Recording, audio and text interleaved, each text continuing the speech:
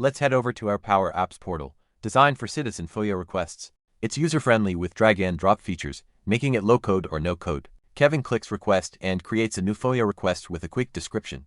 He can choose public availability, autofill requester info, set fee waivers, and expedite processing all without coding. He selects relevant offices, communication preferences, and disclosure methods. With easy clicks, Kevin submits the request. Next, Kevin adds relevant documents by clicking Attach Files and browsing through our repositories. He selects the files, like personal information, and clicks Add.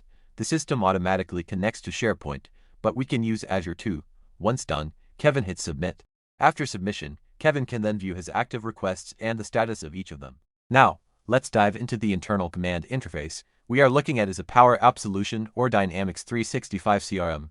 This accelerated solution is customizable and user-friendly. We've got customizable navigation, search capabilities, and dashboards, including seamless integration with Power BI. Brett Jones, as the FOIA admin, gets notified of a submitted request via email or directly in the interface. He heads to the FOIA request section.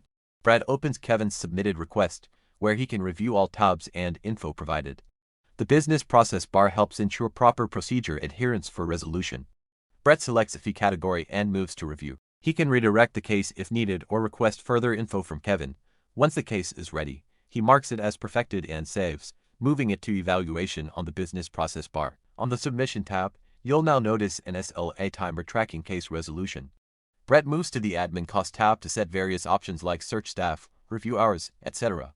Once saved, the estimate is automatically calculated. He notifies Kevin of the estimate and saves. Then, on the submission details tab, Brett shows how the timeline tracks all correspondence, notes, and tasks for the case. Emails sent to Kevin and responses are logged here too. Once Kevin responds, Brett accepts it and saves, updating the business process bar accordingly. Brett manually moves the business process bar to the assignment stage and accesses the Make Assignments tab. He reviews the information and assigns the task to Chad, specifying any necessary details such as bureau, notification timeframe, and assignment comments. Once saved, Chad receives the assignment notification on his command interface. Chad Evans, as SME, opens the FOIA request, reviews it, and proceeds to the Request Processing tab. Here, he has options to extend due dates, provide justifications, and involve other agencies or departments if needed. Chad ensures records are checked with the custodian and assigns the task to Stacy Ward before clicking Save. Stacy Ward, as the custodian, accesses the FOIA request through her interface, reviewing accumulated information and timelines. She navigates to eDiscovery, where she finds a case automatically created. Setting up data sources and collections, she seamlessly searches and indexes information. Narrowing down results using filter capabilities, Stacy demonstrates manual redaction options for documents, ensuring sensitive information is protected. Stacy also demonstrates the redaction of the images. Once completed, she processes the redacted information, creating exports with summaries and notes, keeping the original documents intact. Then she uploads the redacted files back into the system, utilizing SharePoint integration. This integrated solution provides efficient document redaction capabilities all in one interface. Stacy selects the audio file for redaction, specifying the start and end times for the section to be redacted. She uploads the file, allowing it to process while discussing additional redaction capabilities such as full PI redaction using AI. After processing, Stacy retrieves the redacted audio file, demonstrating the removal of sensitive information within the specified timeframe. Next, she proceeds to demonstrate video redaction. Stacy demonstrates video redaction capabilities, mentioning integration options like Azure Indexer and third-party tools such as Secure Redact for more extensive redaction. She selects a video featuring a child and a grandfather, opting to redact only the child's face.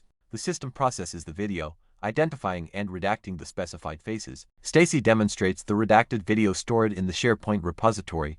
With all redaction tasks finalized, she marks the custodian records as available, signaling Chad to review the prepared documents and records for the FOIA request in the Request Processing tab. Chad returns to the system, reviewing the documents prepared by Stacy and the accompanying timeline. After reviewing, he submits the materials for approval.